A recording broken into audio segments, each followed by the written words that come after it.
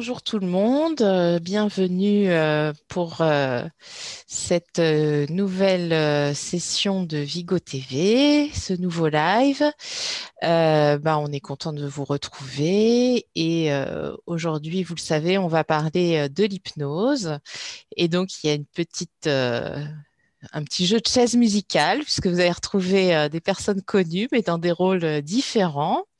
Je suis Aline Frasier, rhumatologue à la Riboisière, et je suis accompagnée de Clémence, de Sophie et d'Olivier qui vont aujourd'hui vous parler d'hypnose et répondre à vos questions.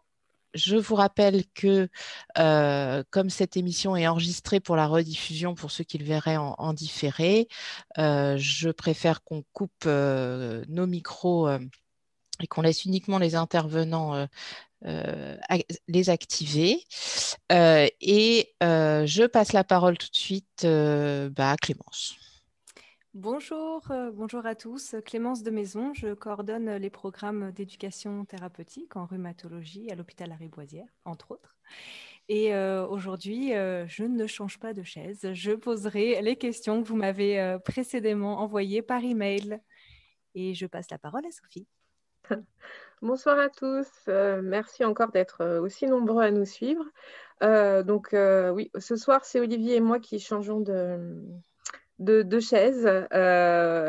Donc, Olivier se présentera, mais moi, je vais être la personne pour le chat. En fait, si vous avez des questions en direct à poser, je ferai des regroupements et je serai votre voix pour ce soir.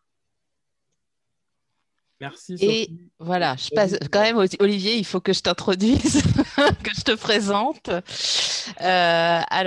Olivier, c'est un peu mon complice de longue date dans le service parce que c'est grâce à lui que les programmes d'éducation thérapeutique ont vu le jour en rhumatologie. Parce que quand on s'est rencontrés, un jour, on a dit tous les deux, il faut qu'on fasse de l'ETP. Et en fait, on l'a fait, c'est ça qui est magique, et c'est son grand pouvoir de réussir à faire des choses aux gens qui en ont l'envie, mais qui ont parfois du mal à les concrétiser. Et lui, il concrétise les idées qu'il a. Et au fil de son travail dans le service de rhumatologie, il a beaucoup aussi évolué et il est devenu de plus en plus soignant. Il s'est surtout formé en hypnose et il est devenu hypnothérapeute. Et puis, il est devenu aussi professionnel de l'éducation thérapeutique. Et voilà, il continue de travailler avec nous, mais de plus loin.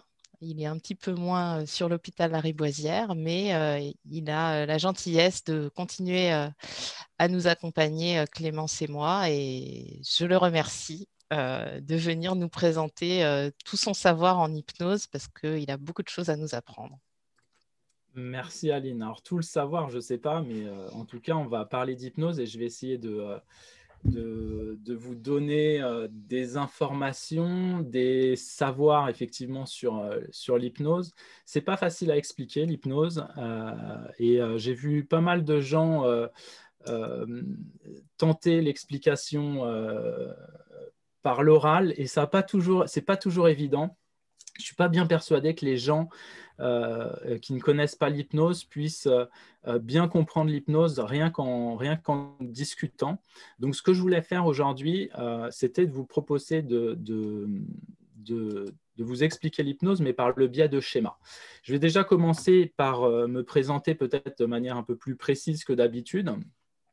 Donc, en fait, je suis coordinateur depuis effectivement depuis assez peu de temps, depuis le 1er novembre 2020, je suis coordinateur d'une plateforme de ressources et de coordination d'éducation thérapeutique dans une association qui s'appelle Cordep 95, qui est donc située dans le Val d'Oise.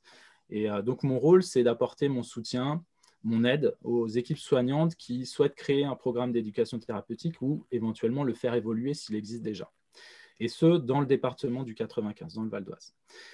Concernant mon parcours, donc Aline en a parlé un petit peu, je vais simplement revenir peut-être un peu plus en arrière. Donc, j'étais technicien de laboratoire il y a déjà un petit moment, mais bon, c'est quand même quelque chose qui a duré 5 ans, donc c'est pas rien. Par la suite, je me suis intéressé à la recherche clinique. Donc, j'ai été attaché de recherche clinique pendant 1 an à Cochin-Necker, à Paris. Puis coordinateur de recherche clinique pendant 12 ans à Lariboisière. Et c'est la raison pour laquelle je travaille encore aujourd'hui avec Aline et Clémence et Sophie. Et puis, en parallèle, les 6 dernières années, j'étais donc coordinateur et animateur des programmes d'éducation thérapeutique dans le service. À partir de 2015, j'ai également été formé aux thérapies brèves, dont l'hypnothérapie, puisque finalement, les thérapies brèves, on en reparlera peut-être un petit peu tout à l'heure, mais l'hypnose fait partie d'une espèce de grande famille qu'on appelle les thérapies brèves. Et puis, je me suis spécialisé dans le domaine de la douleur et donc j'ai exercé ce qu'on appelle l'hypnoanalgésie, donc dans le service de rhumato pendant 5 ans. Donc aujourd'hui, je partage mon temps entre 2 fonctions, donc déjà l'hypnose, mais cette fois un petit peu plus éloignée de Paris puisque j'exerce au centre hospitalier de Gisors dans le cadre de consultations externe. Et puis, mon autre fonction, c'est ces fonctions de coordinateur d'éducation thérapeutique au sein de l'association Cordep à mi-temps. Donc, je vous disais, je vais essayer de commencer par vous expliquer l'hypnose avec des schémas. Donc, je vais commencer par partager mon écran. Alors, attendez, on va essayer de se mettre sur le tableau blanc. Pouf, pouf. Voilà, normalement, tout le monde voit mon écran. Si vous ne le voyez pas, c'est pas normal. Alors, qu'est-ce que c'est que l'hypnose? Alors, pour expliquer l'hypnose, on va se placer sur une espèce de ligne de temps, on va dire, en quelque sorte. Alors, attendez, j'essaye de trouver les bonnes couleurs. Voilà, c'est parfait. Sur laquelle finalement on se trouve tous. C'est-à-dire que aujourd'hui, on est évidemment là dans le présent, en train de discuter ensemble. On a tous un futur, un futur, et puis on a tous un passé, des événements qui se sont produits dans le passé. Alors, pour que ça soit peut-être plus simple, je vais le noter, ça sera plus facile. Ici le présent. Je ne sais pas si ma flèche est bien droite, hein. Je n'ai pas l'impression. Pardon, le futur, ne me laissez pas faire des bêtises. Et puis ici, le passé. Alors en ce moment, on est tous en train de, j'espère en tout cas, vous êtes tous très attentifs à ce que je suis en train de faire, et donc on est tous dans le présent. Donc on va dire ici que dans le présent, normalement, il y a notre corps. Hein. Notre corps, lui, il est toujours dans le présent. Vous allez voir que ce n'est pas le cas c'est pas le cas de notre esprit. Il, lui, peut bouger en quelque sorte. Mais dans la majeure partie du temps, il est également dans le présent. Donc j'espère qu'en ce moment même, vous êtes concentrés sur ce que je suis en train de vous dire, et donc votre corps et votre esprit sont en quelque sorte, on dit, nous, en hypnose, je ne sais pas si on pourrait dire ça dans la vie de tous les jours, associés. On est bien associés. Pardon, j'écris n'importe quoi. Donc, le corps et l'esprit sont bien associés. Il se trouve qu'au cours par exemple, de cette présentation, c'est possible qu'à un moment donné, votre esprit parte ailleurs. C'est-à-dire que votre corps, lui, va rester dans le présent. C'est complètement normal, à part si vous êtes capable de vous téléporter. Mais alors là, dites-le nous, hein, parce que je n'ai jamais vu ça encore. Mais par contre, votre esprit, lui, il peut partir un peu ailleurs. Il peut partir, par exemple, dans le passé. Admettons que vous êtes en train de vous dire « Ah bah tiens, tout à l'heure, j'ai fait les courses, mais j'ai oublié le beurre, j'ai oublié d'acheter les boissons, etc. » Bah, vous allez, en quelque sorte, votre esprit va partir un petit peu dans le passé, même si c'est un passé récent. Ça peut être un passé plus lointain, hein, si vous vous dites « Tiens, c'était bien les dernières vacances que j'ai passées l'été dernier, etc. » Pour ceux qui ont eu des vacances l'été dernier, hein, parce que ce n'était pas la meilleure période. Il se trouve que quand on fait ça, il peut y avoir un espèce de retentissement sur le présent. Alors, je m'explique. Par exemple, vous vous dites, bah, tiens, on va prendre l'exemple des vacances. vous vous dites, l'année dernière, ou vous racontez ça à quelqu'un, vous vous dites, l'année dernière, je suis parti je sais pas moi, à Honolulu, c'était génial, j'ai vu des trucs extraordinaires, j'étais bien, il faisait chaud, oh, la mer, elle est merveilleuse, c'est tellement beau. Et en disant ça, vous voyez bien que la personne, elle vit des émotions par rapport à son souvenir. Par exemple, là, en l'occurrence, avec mes vacances à Honolulu, j'ai pu avoir, je sais pas, une émotion de joie, par exemple. Peut-être que vous l'avez lu sur mon visage. De la même manière, on peut, en quelque sorte, vous laisser son esprit partir dans le futur. Par exemple, en se disant, je sais pas moi, je me suis trompé de couleur. Je refais. Hop, je vous remets ça en noir. Donc, mon esprit peut partir dans le futur. Si je me dis, par exemple, la semaine prochaine, j'ai des vacances, je vais enfin être en vacances, ça va être cool, j'ai besoin de me reposer, je pars, je sais pas moi, je pars voir ma famille, j'ai tellement hâte de les voir, etc.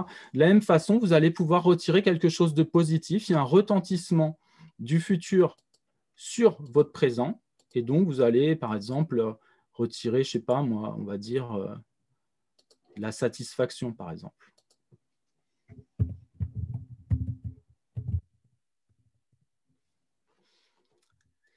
Alors, le problème de tout ça, c'est que, évidemment, vous l'avez compris, ça peut aussi être dans le sens inverse. C'est-à-dire que vous pouvez, par exemple, vous dire « Oh là là, j'aurais pas dû faire ça, j'ai déconné, j'aurais pas dû lui dire ça, etc. » Donc là, vous partez dans le passé de manière négative, et donc, il y a un retentissement du passé sur le présent. Et là, vous avez, je sais pas, alors je parlais de regrets, et donc, les regrets, ça rend triste. Donc, vous avez un retentissement, vous avez de la tristesse, par exemple. De la même manière, si je me dis, par exemple, attendez, je bouge ça pour qu'on le voit bien. Si je me dis, par exemple, la semaine prochaine, j'ai un examen prévu, un examen médical, je ne sais pas comment ça se passe, je n'ai jamais fait ça, ça me fait peur, comment ça va se passer, etc. Vous faites un petit bond dans le futur, et puis un retentissement négatif du futur sur votre présent, si bien que, alors j'ai oublié ma flèche, hop, ma petite flèche rouge, si bien que vous pouvez ressentir quelque chose de négatif, comme par exemple, en l'occurrence, de la peur. Voilà, donc ça, c'est les mécanismes, on va dire, habituels de cette espèce de dissociation du corps et de l'esprit. Vous notez aussi qu'il est possible que vous partiez ailleurs, pas forcément dans le passé, mais dans le futur. D'ailleurs, on le dit, des fois on dit « Ah tiens, j'étais ailleurs ». Alors, être ailleurs, c'est quoi? C'est tout simplement, à mon sens, peut-être qu'on ne sera pas tous d'accord sur ça, mais pour moi, ça veut dire qu'on peut partir vers l'imaginaire. D'accord? Et de la même manière, il peut y avoir un retentissement positif ou négatif, c'est-à-dire que si vous vous imaginez dans un endroit lugubre, sombre, obscur, vous allez avoir un retentissement négatif de votre imagination sur votre présent, et donc vous allez, je ne sais pas, être malheureux, triste ou avoir peur de nouveau.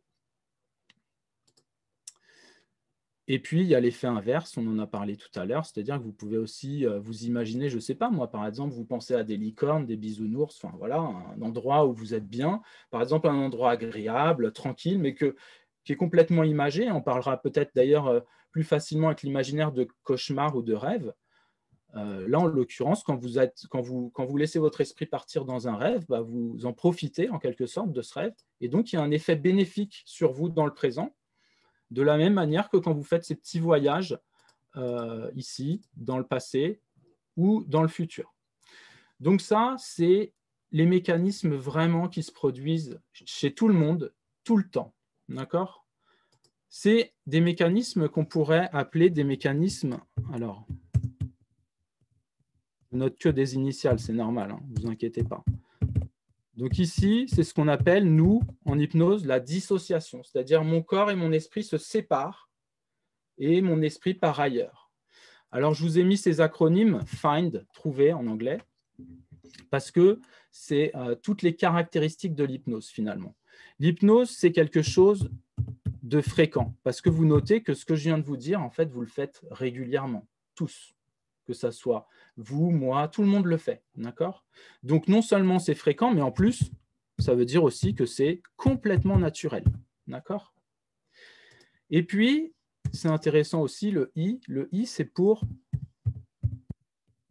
inconscient, parce que vous ne le faites pas exprès. Vous n'avez pas besoin de vous dire « mon esprit part ailleurs ». Votre esprit part ailleurs, et puis c'est comme ça, on ne peut rien y faire. On essaye des fois de rester concentré, mais l'esprit, des fois, il part ailleurs. On peut rien y faire. Donc, retenez ça, l'acronyme FIND, fréquent, inconscient, naturel et dissociation, parce que cet acronyme, en fait, ça définit l'hypnose.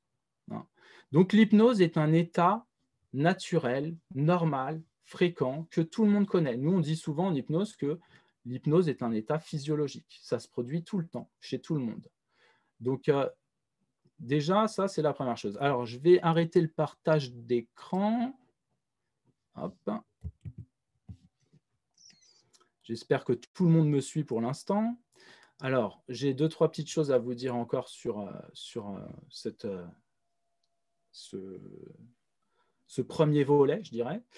Donc, la dissociation, vous avez compris, elle peut être positive ou négative. On peut retirer de la joie, de la tristesse, ce genre de choses. Et puis, en fait, finalement, ce qu'il faut retenir de ça, c'est que la dissociation, ou l'hypnose, parce que c'est quasiment des synonymes, c'est un mouvement, en fait. Ça ne définit pas les éléments qui sont dissociés. Là, j'ai dissocié le corps et l'esprit, mais on pourrait dire le réel et l'irréel, le yin et le yang. Vous voyez les choses comme vous voulez. Ce n'est pas les éléments qu'on dissocie. L'hypnose, c'est le mouvement lui-même de se dissocier. D'accord? Alors, maintenant, ce que je voudrais, c'est vous expliquer évidemment ce que c'est l'hypnothérapie. Maintenant qu'on sait ce que c'est l'hypnose, j'espère en tout cas que vous avez compris ce que c'était l'hypnose, je vais vous parler d'hypnothérapie. Alors, en plus, c'est assez compliqué parce que justement, il existe plusieurs types d'hypnose. Donc, la première hypnose dont je voudrais vous parler, c'est l'hypnose qu'on appelle l'hypnose conversationnelle. L'hypnose conversationnelle, c'est quelque chose d'informel, c'est-à-dire qu'on peut le faire, on peut tous le faire dans notre quotidien. Alors, moi, j'essaye de former parfois les soignants à le faire dans le cadre de la prise en charge dans le cadre de la prise en charge des soins, finalement. Pour vous donner un exemple, parfois, je vois encore des professionnels de santé, des infirmières, dire par exemple au moment d'une prise de sang, « Oh là, n'ayez pas peur, ça ne va pas vous faire mal, attention, je pique ». Voilà, donc ça, c'est un peu la caricature, j'ai envie de dire. J'espère qu'il n'y a pas des infirmières parmi vous parce que je vais me faire lancer des tomates. Mais ça arrive encore qu'on parle comme ça. Alors évidemment, ce n'est pas la bonne solution parce que quand on dit ça, le patient il va entendre mal, attention, ça pique, etc. En fait, on dit parfois que l'inconscient ne comprend pas la négation. Donc si je vous dis attention, ça ne va pas faire mal, vous inquiétez pas, j'entends mal, inquiétude dans ma tête. Et donc je me crispe. Donc ce qu'on dit aux gens, c'est ce qu'on va demander aux soignants, c'est par exemple de plutôt dire, je ne sais pas moi, je vais bientôt procéder aux soins, soyez rassurés, l'inconfort est minime. Alors pourquoi j'utilise le mot inconfort? Parce que dans l'inconfort, il y a confort. C'est un peu c'est là qu'on commence à rentrer dans ce qu'on va appeler les suggestions, dont je vais vous parler tout à l'heure. Donc ça, c'est pour le côté hypnose conversationnelle. Mais il y a d'autres types d'hypnose. Elle peut être utilisée dans d'autres circonstances. Par exemple, et puisque peut-être vous connaissez ce cas-là, pour certains d'entre vous en tout cas, vous avez peut-être déjà fait des infiltrations. On pourrait imaginer par exemple qu'au cours d'une infiltration, la personne qui soit infiltrée soit accompagnée par une personne qui est formée à l'hypnose au cours du soin pour réduire les sensations de peur, d'angoisse, d'anxiété, d'appréhension, tout ça. Et dans ce cas-là, effectivement, on va plutôt parler d'hypnoanalgésie. Par exemple, on va imaginer par exemple que vous avez un geste infiltratif à faire, une articulation qui est douloureuse et donc vous devez être infiltré urgemment.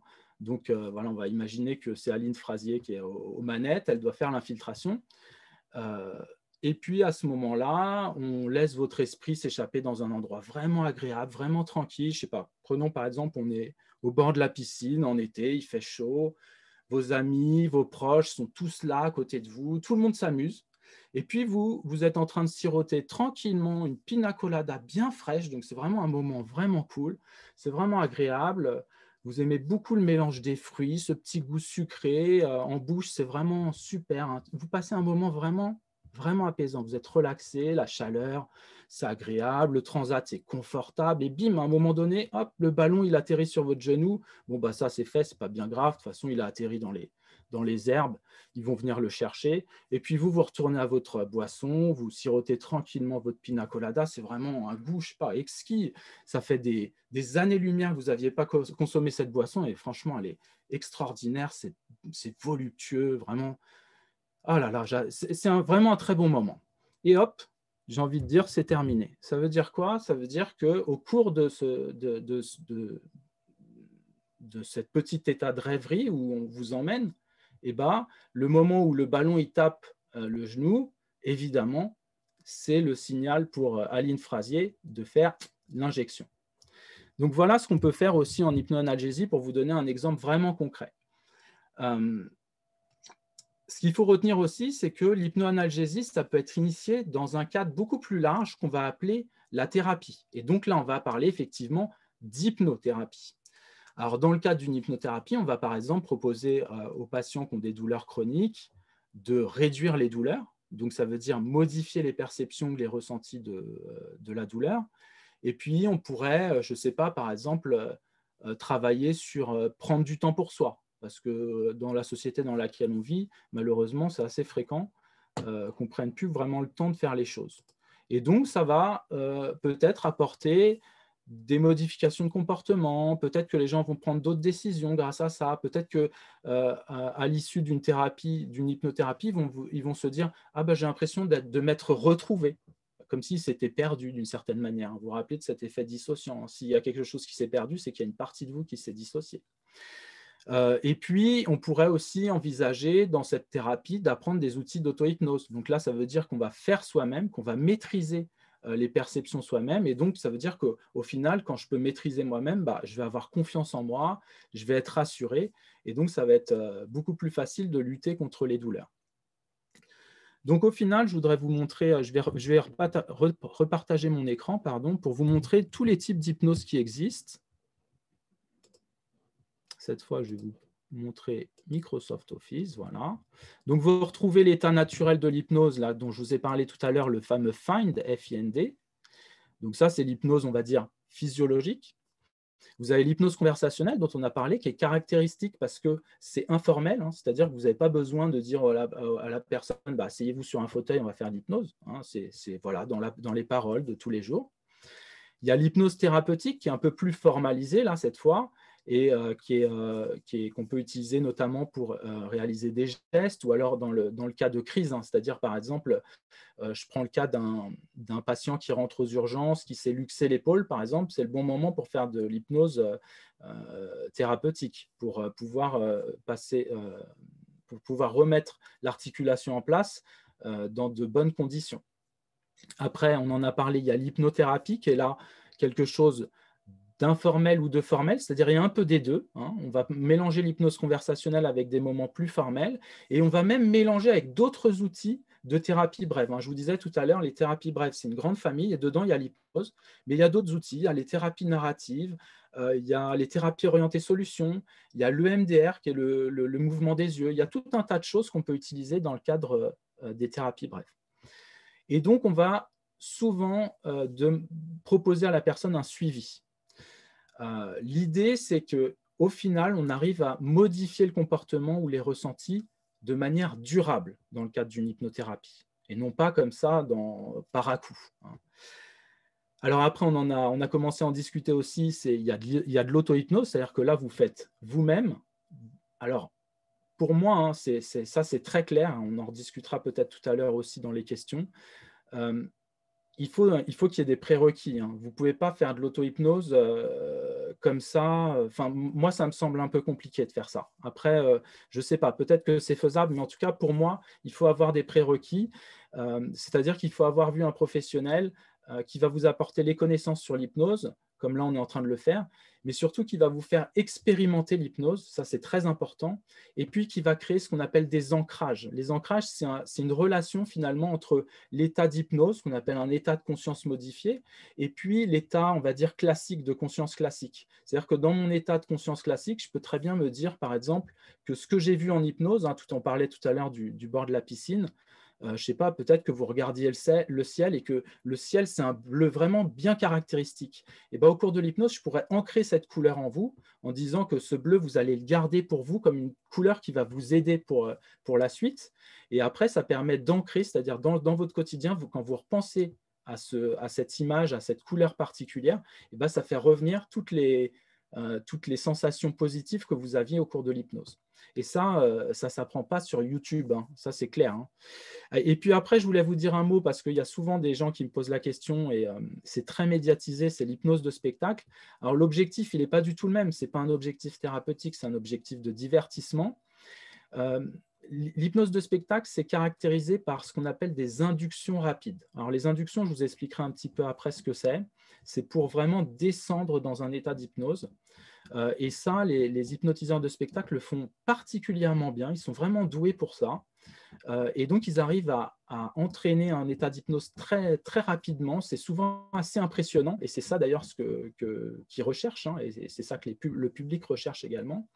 Mais après ça, en général, il n'y a pas de suggestion thérapeutique. Hein, c'est-à-dire qu'il n'y a plus d'aide. C'est-à-dire que finalement, après cette induction, une fois que les gens sont en hypnose, on ne fait rien de particulier. Si ce n'est faire des suggestions qui souvent sont très autoritaires. Et c'est moi, ça me gêne un petit peu. C'est le côté que je n'aime pas dans l'hypnose de spectacle. On dit des fois qu'il s'agit de suggestions directives. Et ça, ce n'est pas forcément une très, très bonne chose. Il y a autre chose qui est un peu gênant, c'est qu'il y a des gens qui apprennent l'hypnose de spectacle sur YouTube ou sur des sites un peu similaires. Et le problème, c'est que quand on apprend l'hypnose, il faut apprendre à gérer ce qu'on appelle les abréactions, parce que parfois, les gens en hypnose, ils ont des petites réactions, des réactions indésirables qui se gèrent très bien quand on connaît, mais quand on ne connaît pas, c'est un peu plus délicat. Donc, moi, ce que j'espère par rapport à l'hypnose de spectacle, c'est qu'un jour, il puisse y avoir vraiment une discussion en mettant tous les acteurs de l'hypnose autour d'une table, une discussion sur l'éthique et la déontologie, sur le respect aussi, sur la bienveillance, et surtout sur le consentement, parce que malheureusement, dans l'hypnose de spectacle, ce que je vois trop souvent, c'est de l'hypnose sans consentement, c'est-à-dire que les gens ne sont pas d'accord pour faire, et on les oriente avec des suggestions très puissantes et très autoritaires, vers des choses qu'ils n'ont pas forcément envie de faire. Donc voilà, en tout cas, il y a des discussions à avoir sur le sujet. Je vais arrêter le partage d'écran, je vais continuer avec de nouveau le tableau blanc. Alors, on va passer à un autre schéma. J'espère que vous suivez tous. De toute façon, il y aura un temps d'échange par la suite. Alors, l'hypnothérapie, comment ça marche? On va prendre l'exemple de la douleur. Donc, je vais vous donner un exemple concret. Les personnes qui viennent me voir en hypnose et qui sont des patients qui ont des douleurs chroniques, quand ils viennent me voir, je n'ai toujours pas changé la couleur, je reviens du noir, excusez-moi. Quand ils viennent me voir, ils sont, maintenant vous savez ce que ça veut dire, déjà dissociés. Par exemple, je vous prends le cas d'un patient douloureux chronique qui vient à mon cabinet et qui me dit, par exemple, je ne suis pas bien dans ma peau. C'est bizarre comme phrase quand on y pense, ne pas être bien dans sa peau. Est-ce que ça veut dire qu'il y a une entité à l'intérieur de votre peau? C'est curieux comme phrase. Et donc, quand on analyse cette phrase, nous, on l'analyse comme étant une phrase qui nous paraît dissociante. La personne est déjà dissociée. Donc, je vous ai dit tout à l'heure que la dissociation, c'était de l'hypnose. Donc, je suis en train de vous dire quoi? Que les gens qui ont des douleurs chroniques, ce n'est pas toujours le cas, mais quand ils viennent nous voir en cabinet, parfois, ils sont déjà en hypnose. Mais le problème, c'est qu'ils sont dans une hypnose qu'on pourrait qualifier de négative, d'une certaine manière. Donc, je vais vous mettre ici, dissociation négative. D'accord ? Alors, qu'est-ce qu'on va faire, nous, dans ce cas-là? Ce qu'on va proposer à la personne, c'est, dans un premier temps, pour rentrer en hypnose, alors déjà, le premier temps, c'est même avant ça, hein, c'est ici, avant même de commencer finalement la consultation, on va poser des questions au patient. On va lui demander qu'est-ce qu'on pourrait faire pour lui. Alors souvent, les gens nous répondent bah, « j'ai mal partout, les douleurs sont insupportables ». Vous notez que finalement, quand je pose la question « qu'est-ce que je peux faire pour vous ?» c'est pas je ne m'attends pas finalement à ce qu'on me parle des douleurs. Si on réfléchit bien à la question, elle n'est pas orientée pour savoir elle n'est pas orientée pour demander des choses par rapport aux causes ou aux problèmes. Hein. On oriente tout en hypnose vers les solutions. Donc, quand je demande qu'est-ce que je peux faire pour vous, en fait, on pourrait très bien me répondre, c'est jamais le cas, mais on pourrait très bien me répondre, vous pourriez m'amener du calme, par exemple.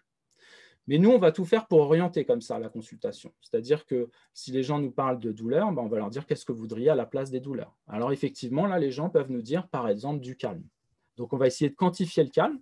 Par exemple, on peut le faire sur une échelle, comme vous avez l'habitude de les compléter parfois sur ces fameuses EVA, vous savez, entre 0 et 10. Donc, je ne sais pas, moi, le calme est à 2 aujourd'hui. Ah, d'accord, OK. Et à combien vous voudriez aller? Donc, on fixe un objectif. Je voudrais être à 8. D'accord. Donc là, on a un objectif. Donc, on part sur cette base-là. Alors, c'est important parce que si vous ne faites pas ça, vous ne savez pas quand vous arrêtez. Et ça, c'est quand même gênant parce que l'hypnose, ce n'est pas 20 consultations. Le but, c'est on fait le nombre de consultations nécessaires pour arriver à l'objectif. Une fois qu'on a l'objectif, au revoir. On n'a plus besoin de se voir. Donc, les gens arrivent, on fixe l'objectif, ils sont dans cette dissociation négative et ce qu'on va leur proposer, effectivement, c'est de l'hypnose. Alors, ce qu'on peut faire, c'est qu'on va, dans un premier temps, faire un mouvement de réassociation. Donc, tout à l'heure, je vous ai parlé d'induction.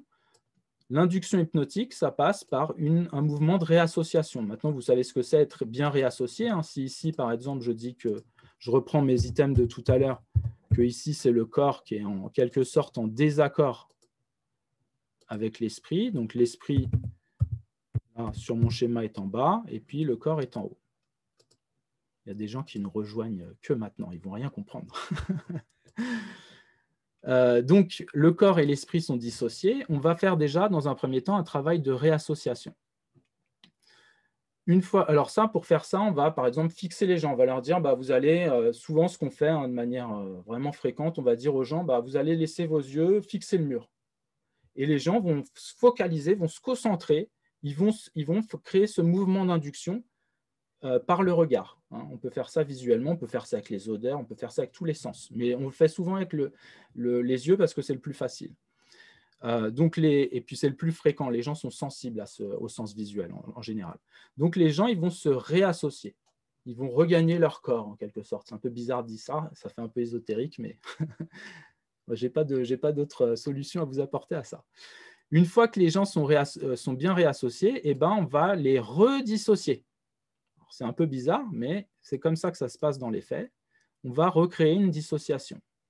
Alors, par exemple, je peux dire à la personne, pendant que vos yeux continuent de fixer le mur, votre esprit va partir dans un endroit agréable, tranquille et sûr, dans lequel vous vous sentez particulièrement bien.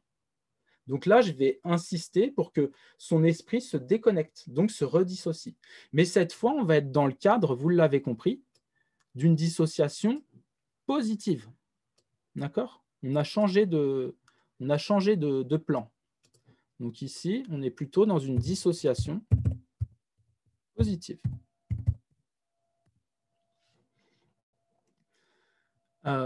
Au cours de cette phase, donc les gens sont en hypnose, d'accord ? Donc c'est ça qu'on appelle l'hypnose thérapeutique. Donc c'est ici, hein, d'accord ? Alors vous avez compris qu'en fait, ce que je vous disais tout à l'heure, les gens sont aussi en hypnose ici, en fait, en réalité.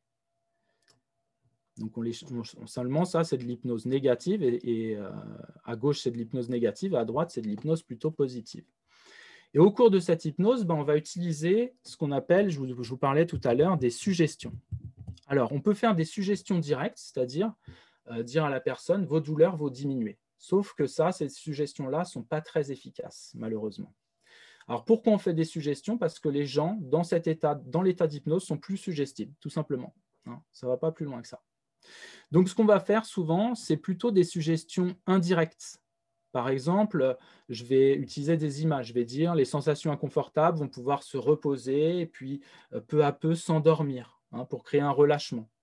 Et puis, on peut utiliser d'autres méthodes. Ça va être par exemple les métaphores, des implications psychologiques, des histoires métaphoriques, etc. Il y a plein de choses qu'on peut utiliser. C'est un peu là la boîte à outils de l'hypnothérapeute ici, hein. Alors, il y a d'autres outils qu'on peut utiliser aussi dans cette phase. Ça va être ce qu'on appelle la confusion, c'est-à-dire qu'on va un peu confusionner les gens. Alors, je ne sais pas si ça se dit, c'est bizarre comme mot, mais c'est-à-dire qu'on va mettre un peu une petite pointe de confusion pour que les gens un peu comprennent plus trop ce qui se passe, de manière à pouvoir déconnecter l'esprit conscient. Parce que souvent, l'esprit conscient, il vient troubler la séance. Donc, on veut qu'il décroche, qu'il lâche prise. Et donc, on va mettre de la confusion pour qu'il puisse lâcher prise. On peut utiliser d'autres outils aussi. On peut utiliser ce qu'on appelle l'approfondissement. Par exemple, je peux dire aux gens qui se voient descendre un escalier petit à petit, et ça va augmenter l'intensité de ce que nous, on appelle la transe hypnotique. L'hypnose va être plus intense, plus importante finalement. Voilà. Et puis, il y a d'autres outils qu'on peut utiliser. Je vais passer très vite parce que là, on est vraiment dans l'hypnose pure et dure. Après, il faut se former à l'hypnose pour connaître ces choses-là. Qu'est-ce que je voulais vous dire d'autre? Oui, c'est important aussi, au cours de cette phase d'hypnose, de reprendre. Donc ici, je vais reprendre ce que j'ai entendu là. D'accord? Je vous disais, je vais évaluer les objectifs, je vais discuter avec la personne. Si par exemple, la personne, elle m'a dit, je ne sais pas moi, mes douleurs, c'est la catastrophe. Je ne sais pas, je prends un exemple vraiment au hasard, hein. Et ben ici, dans la phase d'hypnose, je vais avoir tendance à utiliser le mot catastrophe. Parce que je veux être au plus près de l'expérience pour la personne. Je veux même utiliser ses propres mots pour qu'elle soit le plus près de l'expérience. D'accord? Alors, il y a 4 outils, on va dire 4 outils distincts d'hypnoanalgésie. Je vais peut-être couper mon... Je vais peut-être arrêter mon partage. Voilà, j'arrête mon partage pour terminer. Donc, 4 outils d'hypnoanalgésie. Il y a l'anesthésie, hein, qui, comme en bloc, hein, comme au bloc finalement, qui permet donc de réduire l'intensité d'une douleur.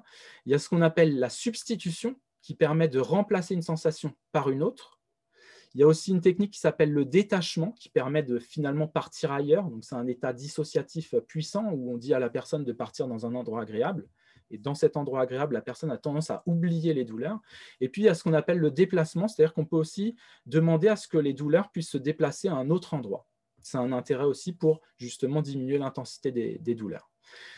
Alors, ce qu'il faut retenir de l'hypnoanalgésie et de l'hypnose en général, de l'hypnothérapie, c'est que du coup, le thérapeute, vous l'avez compris, en fait, il est entre guillemets qu'un guide. C'est-à-dire que, en fait, nous, on s'appuie sur les ressources des gens et pas sur nos propres ressources.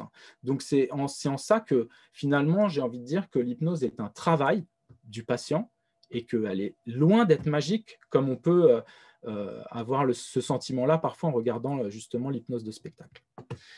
Et ce qui est important aussi à retenir, c'est que les résultats de l'hypnothérapie sont souvent proportionnel à l'engagement des gens. Plus les gens s'engagent et plus les gens vont avoir des bons résultats.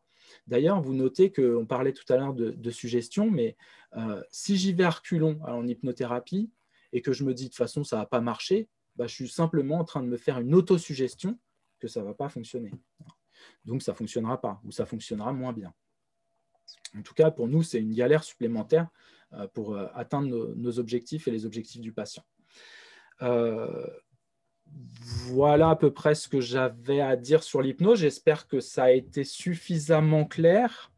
Je voulais aussi prendre quelques instants pour vous conseiller quelques lectures. Alors, c'est un petit peu compliqué parce que forcément, il y a beaucoup de livres, mais il y a beaucoup de choses qui ne sont pas très, très intéressantes. Je vous conseille quand même d'aller voir les auteurs, on va dire, les plus les plus célèbres. Je ne sais pas si on peut appeler ça comme ça, mais enfin, encore que, hein, il y a même des gens célèbres qui ne font pas forcément des bons bouquins. En tout cas, sachez que des gens comme Milton Erickson, qui est le père fondateur, on va dire, de l'hypnose d'aujourd'hui, hein, ce qu'on appelle l'hypnose ericksonienne, voilà, il y a de très bonnes lectures de ce côté-là. Alors, ça ne va pas forcément être très pratico-pratique. Hein, pour le coup, par exemple, j'ai ce truc-là hein, de Milton Erickson. Alors voilà, si vous voulez apprendre l'hypnose, ça c'est génial, hein, le traité de l'hypnose. Après, pour ce qui est des douleurs, par exemple, moi j'ai lu ça, et ça c'est possible pour le commun des mortels, hein, finalement, de le lire. Donc c'est un professeur de je sais plus, l'université de Dijon, je crois, qui écrit ça, Antoine Bioy, Chantal Wood, qui est algologue et pédiatre aussi également, qui travaille à Robert Debré. Voilà, donc elles ont écrit ce bouquin qui est vraiment pas mal. Tu peux nous dire le titre? On n'arrive pas à lire le titre. Pardon. Alors, c'est Vaincre la douleur par l'hypnose et l'auto-hypnose. Mais je pourrais vous donner la référence. Hein. Voilà, devant la caméra. Et puis, c'est écrit peut-être à l'envers, non? Je ne sais pas, je ne me rends pas compte. Non, c'est parfait. Ok. Alors, je suis allé voir sur Amazon hier et malheureusement, je n'ai pas trouvé de truc vraiment très intéressant pour tout vous dire. Donc, voilà, je préfère ne rien dire plutôt que vous donner de mauvaises informations. On a des petites questions, Olivier? Vas-y. Alors, je commence. Donc, tu me diras, tu as répondu à déjà pas mal des questions, je pense. Ouais. Mais en quoi l'hypnose peut nous aider dans la polyarthrite rhumatoïde? Peut-elle agir sur les douleurs? En quoi cette pratique peut nous permettre d'améliorer notre état de santé? Et combien de séances en général sont nécessaires? Alors pour les séances, effectivement, tu vois, j'ai déjà répondu. Comme je vous disais, hein, moi j'évalue les objectifs. Moi j'ai été formé comme ça, les gens avec qui j'ai été formé font exactement la même chose. Donc c'est simple, hein, c'est quand les objectifs sont atteints. Donc ça peut être une séance, ça peut être 10 séances, ça va dépendre de tout plein de facteurs, hein, notamment de la manière dont les gens ont cette capacité à rentrer en hypnose. Ça peut nécessiter un peu de travail. Retenez quand même, parce qu'on pose souvent la question, que l'hypnose, il n'y a pas des gens qui sont sensibles et des gens qui sont insensibles. C'est un délire, ça. C'est pas vrai. Je vous disais que l'hypnose, c'est naturel, donc c'est pas possible. En fait, il y a des gens qui se mettent des barrières et il y en a qui s'en mettent moins. Et moi, je pense qu'il y a un côté un peu social là-dedans. Hein. Par exemple, je vous donne l'exemple d'un enfant qui est en classe. Il va se mettre à tourner la tête un peu comme ça, avec le regard hébété. Il va regarder par la fenêtre. Et puis là, il est parti, quoi. Alors là, son esprit est vraiment ailleurs. Hein. Il est parti justement peut-être chez les licornes et les bisounours dont je parlais tout à l'heure. Et dans ces cas-là, qu'est-ce que fait la maîtresse ou le maître? Elle va dire « Oh, Nathan, qu'est-ce que tu fais là? Oh, faut regarder le tableau. Hein. » Donc, elle va l'extraire de cet état d'hypnose. Moi, je m'imagine que les gens qui sont extraits de cet état trop fréquemment, effectivement, au bout d'un moment, ils se mettent des barrières. Donc, c'est un peu plus dur chez ces gens-là que chez les autres. Alors, pour revenir à la question, dans l'APR, j'ai envie de dire peu importe. Parce que, comme je vous disais tout à l'heure, nous, on ne s'occupe pas vraiment des causes. Hein. Donc, ce qui fait la différence entre l'hypnose et le reste et les thérapies brèves de manière générale et les autres types de thérapies, c'est justement ce concept-là. C'est-à-dire que c'est basé sur un concept qu'on appelle solutionniste. On s'attache aux solutions. Contrairement au reste de la médecine traditionnelle où c'est plutôt la résolution de problèmes. Donc la résolution de problèmes, c'est quel est votre problème? Ça a beaucoup de sens, hein, je ne critique pas. Hein. Si vous avez une infection, par exemple, c'est bien de savoir quel est le germe qui provoque la maladie, et puis on prend un antibiotique qui contre ce germe. Et voilà, donc il y a beaucoup de sens là, en l'occurrence. Mais dans les douleurs, ce n'est pas forcément le cas. Parce que des fois, on sait exactement d'où viennent ces douleurs, on connaît toutes les conséquences et tous les retentissements, mais ça ne permet pas de les inhiber. Donc, l'hypnose est quelque chose de solutionniste, et donc tourner sur la solution, et donc savoir que c'est une polyarthrite, une spondylarthrite, une fibromyalgie, une arthrose ou quoi qu'est-ce, ça n'a aucune importance. Voilà. Donc ça, au moins, c'est clair. Alors, est-ce que ça peut agir sur les douleurs? Je pense que j'ai un petit peu répondu à la question au cours de... Oui. Posé, j'espère en tout cas. Alors, et puis, Oui, vas-y, Olivier. Cette pratique peut-elle améliorer notre état de santé? Oui, vous m'entendez bien? Parce que ça marque connexion instable. D'accord. Donc, sur l'état de santé, sur l'amélioration, ce que je peux dire quand même, c'est que ce n'est pas une méthode qui permet d'augmenter ou de diminuer un état de santé. Il faut garder ça en tête. Ça permet surtout de changer. Hein. Le but de l'hypnothérapeute, c'est de provoquer un changement. Ce changement, ça va être, par exemple, prendre du recul par rapport à sa situation. Et en prenant du recul, je vais voir les choses autrement. Et peut-être que finalement, l'intensité des douleurs va être la même, mais comme je ne vais pas voir les choses de la même façon qu'avant, eh ben, je vais les ressentir d'une autre façon. Donc, c'est un peu plus comme ça qu'il faut voir les choses, plutôt que c'est pas comme un traitement qui permet de diminuer vraiment la douleur ou de l'augmenter. Hein. C'est plus des changements dans l'esprit, dans la tête, qui font qu'on voit les choses autrement. Donc, effectivement, ça peut engendrer une diminution des douleurs, mais ça peut être aussi la perception qu'on a de cette intensité qui change. Et Olivier, autre question, peut-on se faire de l'auto-hypnose? Et si oui, comment procéder et que faut-il éviter de faire? Alors, j'ai commencé à vous parler de l'auto-hypnose tout à l'heure. Moi, je suis convaincu qu'il est nécessaire d'aller voir une personne. Je vais vous prendre un exemple. Vous avez tous probablement appris le vélo. Vous l'avez appris à vos enfants, si vous avez des enfants. Qu'est-ce qui se passe? Alors, vous montez sur le vélo, vous commencez à appréhender les pédales, appréhender le guidon, à faire fonctionner les freins, etc., etc. Au fur et à mesure, j'appuie sur la pédale de gauche et puis après celle sur celle de droite. Et puis au bout d'un moment, on vous enlève les petits trous, il faut apprendre l'équilibre. Tout ça, ce n'est pas facile, ça met un certain temps en réalité. Et puis au bout d'un moment, c'est bon, j'arrive à faire du vélo. Ce qui est étonnant, vous connaissez cette expression qui dit « c'est comme le vélo ». Ce qui est étonnant avec le vélo, c'est que quand on remonte, on n'a pas fait de vélo pendant 6 ans ou 10 ans, on remonte sur un vélo, pouf, on arrive à refaire du vélo. C'est comme de la magie. Mais pourquoi? Parce qu'on a appris ça par le vécu, par l'expérience. Donc moi, je suis convaincu que l'auto-hypnose, ça marche de la même façon. C'est-à-dire que vous devez avoir une personne référente, si possible une personne qui a l'expérience du domaine pour lequel vous venez le voir. Si vous venez pour les douleurs, alors il faut effectivement que la personne soit hypnothérapeute, mais le top, c'est quand même quelqu'un qui a de l'expérience dans les douleurs, c'est-à-dire soit un algologue, un médecin de la douleur, un rhumatologue, un neurologue, une neuropsychologue, une infirmière douleur, ou j'ai envie de dire un patient qui a une maladie chronique, puisque là, il y a le vécu de la douleur. D'accord? Donc, ce n'est pas une question qu'il faut absolument un soignant. C'est pas ce que je veux dire. Ce que je veux dire par là, c'est qu'il faut que la personne ait une expérience de voir ou une expérience avec les patients qui ont des douleurs chroniques. C'est le top du top. D'accord? Donc, une fois que vous avez cette personne-là à disposition, alors c'est difficile à trouver, hein, à ce moment-là, il faut apprendre les outils avec cette personne qui va vous faire des recadrages. Alors, qu'est-ce que c'est un recadrage? C'est ce que j'ai fait avec le vélo. Hein. Quand je vous ai parlé du vélo, j'ai fait un recadrage, tout simplement, ou une métaphore qui permet de recadrer. Et puis, qui va faire ces ancrages dont j'ai parlé tout à l'heure. Donc, oui, l'auto-hypnose, c'est très, très bien, mais faites attention de ne pas la prendre tout seul ou toute seule.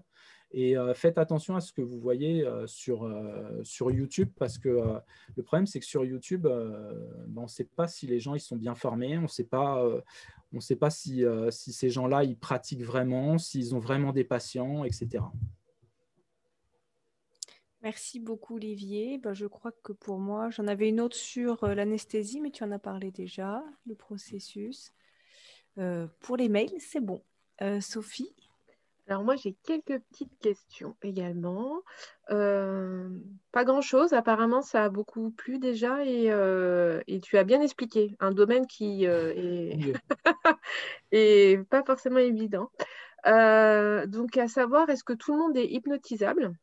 Donc ouais, ça j'en ai parlé un petit peu juste aussi. avant en disant que c'était plutôt des barrières sociales, à mon sens, que tout le monde est hypnotisable. Si la question, la réponse là, c'est une certitude, tout le monde est hypnotisable.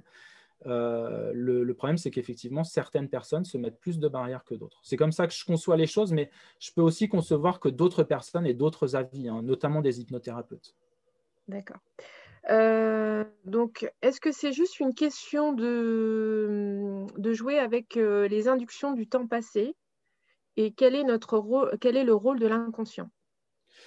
Alors, le rôle de l'inconscient, il est immense, mais immense. Et moi, je suis un adepte de… Voilà, je pense que moi, personnellement, je voue presque un culte, hein, à l'esprit inconscient.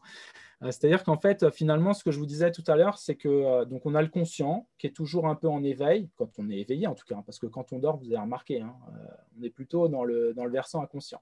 Mais quand on est là ensemble et qu'on discute, il y a le conscient qui est là et l'inconscient qui est un petit peu plus bas. Souvent, on donne l'image d'un iceberg. La partie émergée, c'est la partie du conscient, et la partie immergée, c'est l'inconscient, qui est finalement beaucoup plus grande. Et en hypnose, le rôle de l'hypnothérapeute, ça va être de faire une espèce de petite bascule comme ça, hein.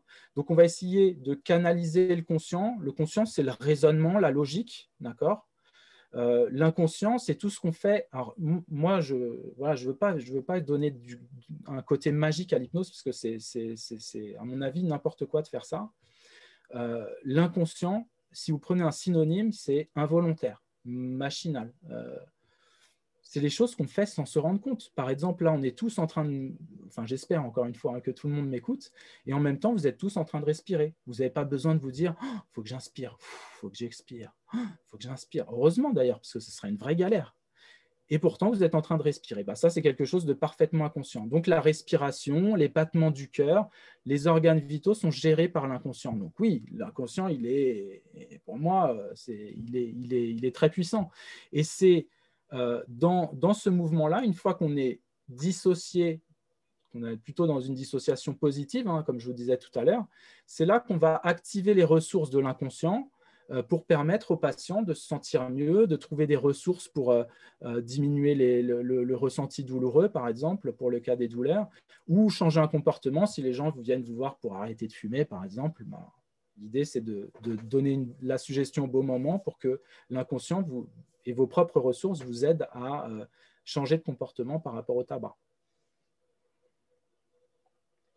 Alors, je profite, moi, c'est des questions qui n'ont pas été posées sur le chat, mais c'est moi qui en profite. Je voulais savoir quelle est la différence entre un hypnotiseur et un hypnothérapeute. Est-ce que c'est la même chose ou pas? Il n'y en a pas, c'est la même chose? Non, il n'y en a pas. Alors, en fait, ce qu'il faut savoir, c'est que, en fait, il y a pas de… Aujourd'hui, c'est pas réglementé comme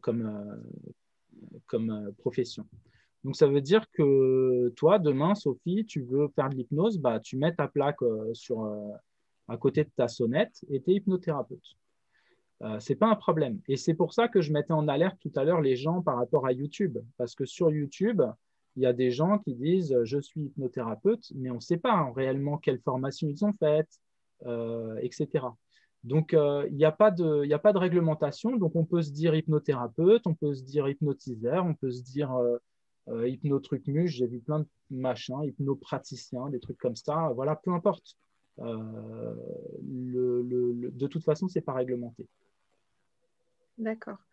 Et de ce fait, est-ce que vous avez un annuaire en fait de personnes, même pas, enfin, pas forcément réglementées, mais dit plus professionnelles, sachant que formées? Est-ce que vous avez, comme les ostéopathes ou des choses comme ça, vraiment un répertoire, un annuaire où on peut se renseigner, où on peut y aller, ou est-ce que ceux qui sont, je suis désolée, je suis bavarde, et est-ce que ceux qui sont dans les hôpitaux sont plus formés, plus comment dire, enfin plus recommandables en fait, on va dire. Je sais pas si ça se dit, mais voilà. Moi,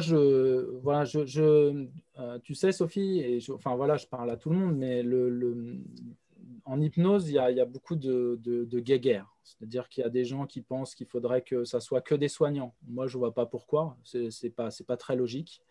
Il y a des gens qui pensent qu'au contraire, ça doit être ouvert à tout le monde. Et là, je dis attention, parce qu'on voit des trucs délirants avec des gens qui ont appris l'hypnose sur Internet en une semaine et puis qui se disent maître praticien, machin truc.